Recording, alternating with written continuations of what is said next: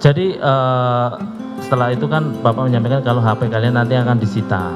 Lah ya kan gini, nanti Oke. HP saudara akan disita. Siap. Tapi justru mau disita kok malah HP saudara hancurkan. Pakai Iya, apa? Yang Saudara pengejar pakai apa?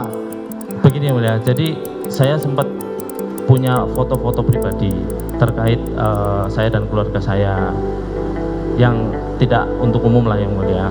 Setelah menerima ponsel baru dari Verdi Sambo, Ricky Rizal mengaku menghancurkan ponsel lama miliknya untuk mengamankan dokumen pribadi. Hakim kemudian memastikan hubungan antara motif Ricky merusak ponselnya dengan upaya untuk menghilangkan rekaman percakapan tentang rencana pembunuhan Yosua.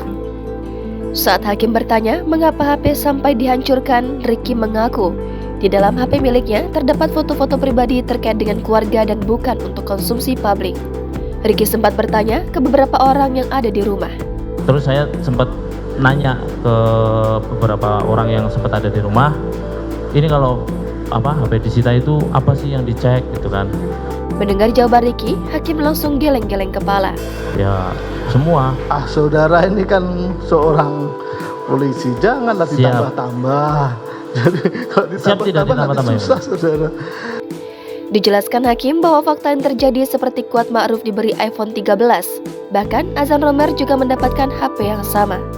Saya langsung tanya aja, Siap. apakah untuk pecahnya si handphone itu agar supaya file-file komunikasi yang selama ini ada supaya tidak ada? Tidak ada yang mulia. Tidak ada? Tidak ada yang. Baik, itu jawaban saudara loh ya. Siap. Baik.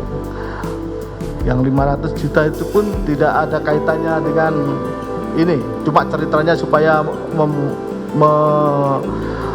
supaya tetap sesuai skenario. Siap yang mulia. Betul. Jangan lupa subscribe, share, komen, dan like ya.